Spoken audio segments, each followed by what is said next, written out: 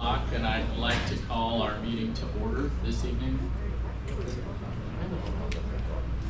We have established quorum. A total of 75.9% of eligible voters have participated and passed on proxy, which meets the 1/3 requirement. The results of the vote are, I know that's hard to see. So in two ways of looking at this, the vote has passed as a yes. 60.6% of the membership voted for, against 39.4 against. When considering the total number of membership votes, 52.6% of the total membership voted in the affirmative, yes, and 34% voted no. Yes? Go back to that again. Uh-huh.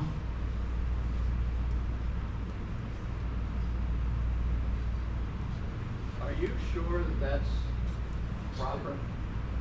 When calculated by the number of members we have, and you needed, oh wait, that's 4 again, never mind. You know what, we have it in two different directions. So if we just look, these two numbers are if we just consider the votes that were cast by percentage. Yeah. This is if you look at the total number of votes allotted to the membership in its entirety. Right. So 53% of the membership in its total voted yes. So more than 50% of the membership voted for it. Of the votes, 60% of the vote was for.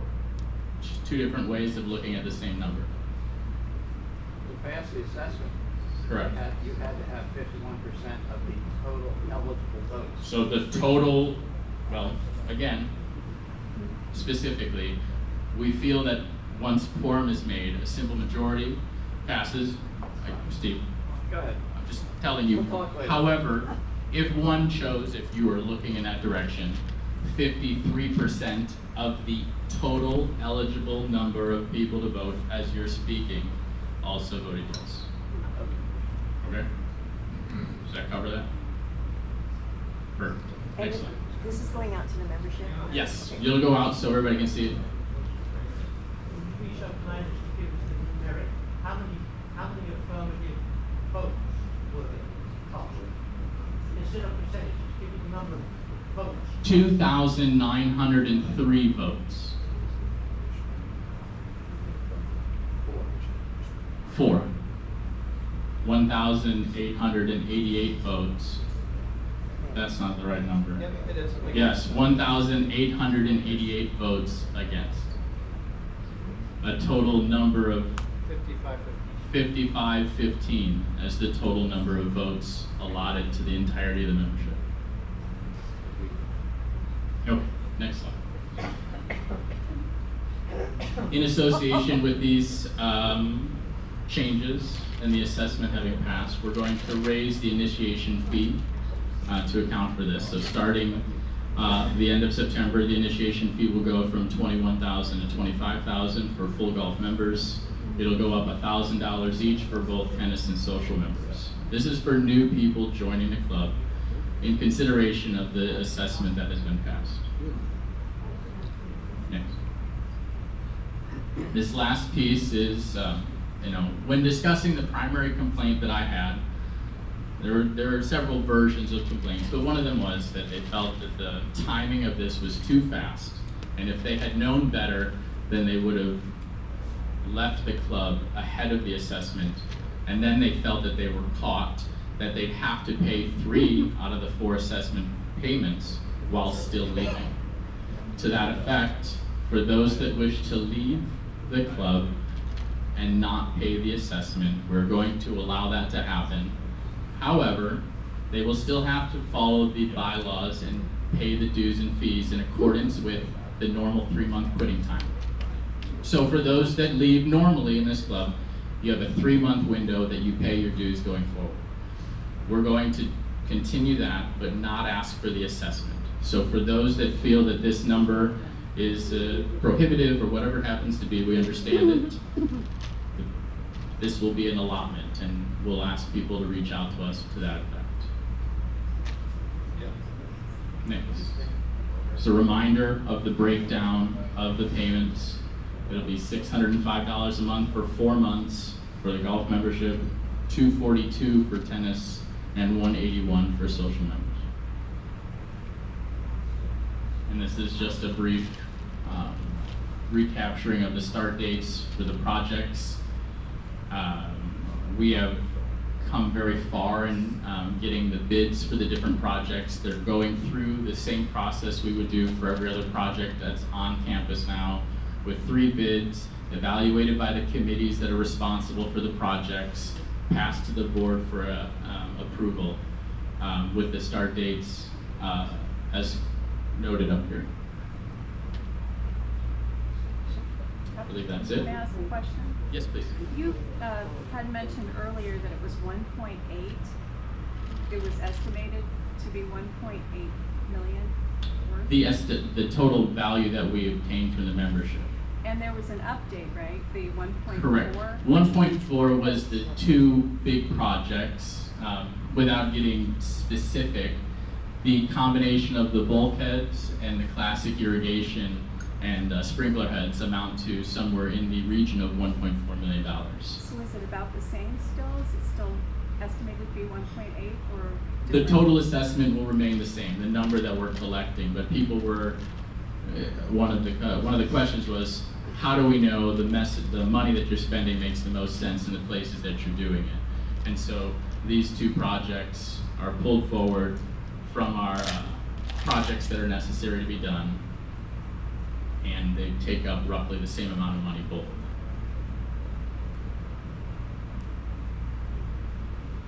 Yes. A lot of questions going around on the bulkheads. You said nothing about how you got the assessment. Are they concrete or composite material? The new ones, Yes.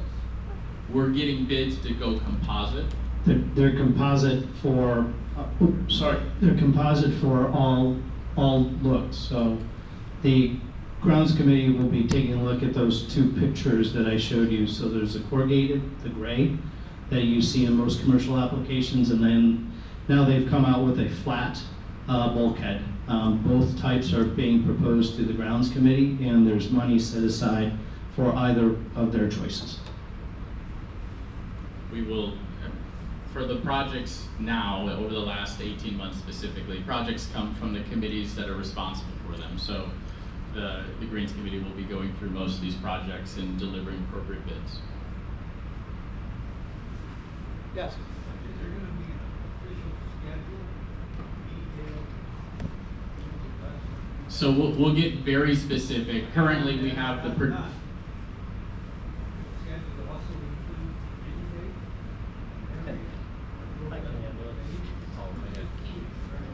So the question was, is there going to be a specific schedule that can account for the beginning, end dates, et cetera, correct?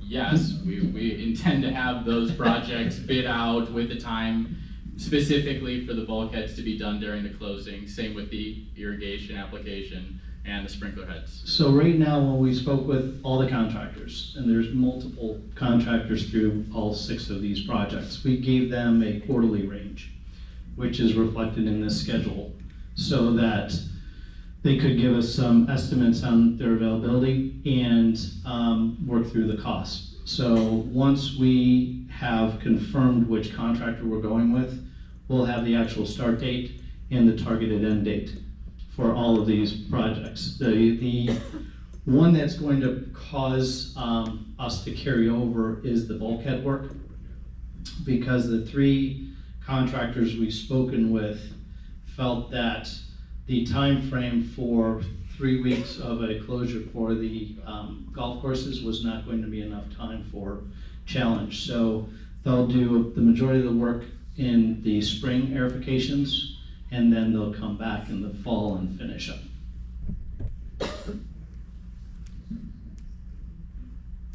Great, it looks like all questions have been answered.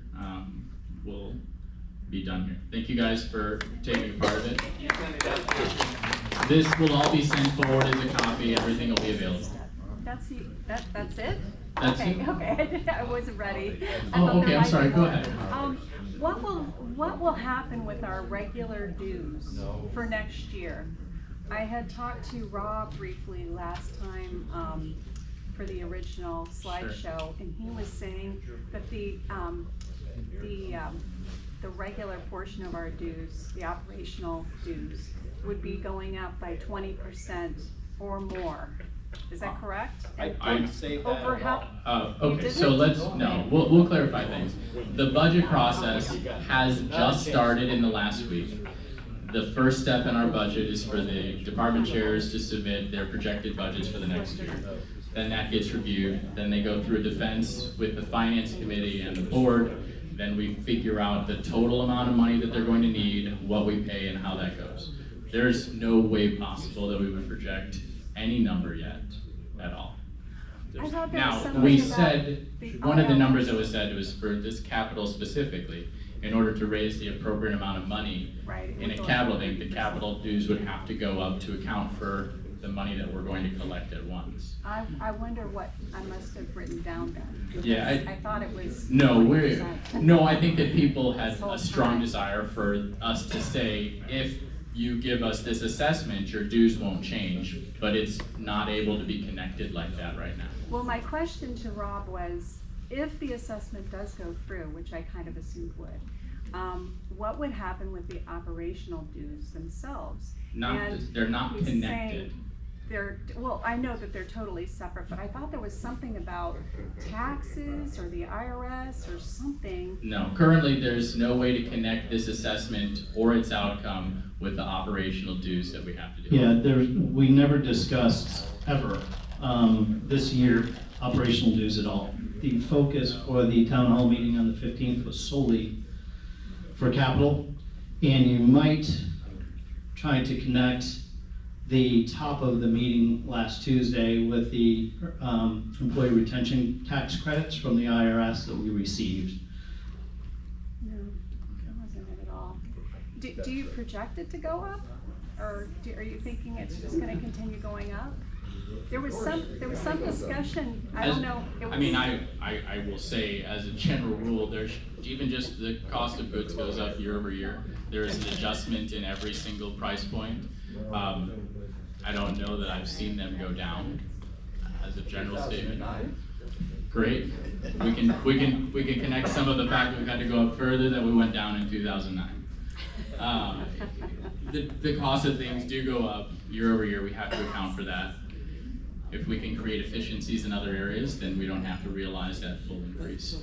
But that's part of the budget, we can work through that. With this assessment, is the capital funds budget gonna go up as well to do future projects, or is this gonna be it? Well, we do have a baseline amount of capital dues we get. We've also got the desire, as we pointed out during the meeting previously, to create capital reserves to help put our club into a better position. So we have to take into account now the fixed asset study, the projects that have to be done next year, how much do they cost, where's the money gonna come from, and how much do we have coming in? We'll make adjustments based on the budget process.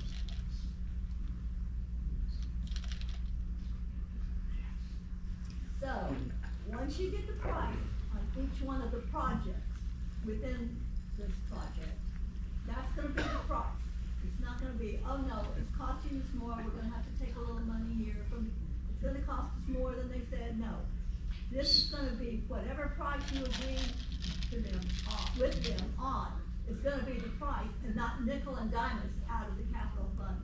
So I would say that, I mean, I'm not a We contract haven't met guy. then yet. I'm not a contract guy. I presume that as we go through the contracting process, the bids, we sign off, there's contingency built into this number to account for any small variabilities. They come up from time to time, so we should have that all ahead of time. Yeah, Mrs. Gale, we have strong bids already from the multiple contractors to establish the total funds that we need. And now starting Monday, I'll go back and ask for, we will build an owner's contingency on top of it, and then that will be the number. But we will not be utilizing other capital funds to supplement this or anything like that. As I said, jokingly, we haven't met, but everything is lined out, and clearly you haven't met John Brightfellow yet, so I can't get away with much, but John isn't my treasurer either, so.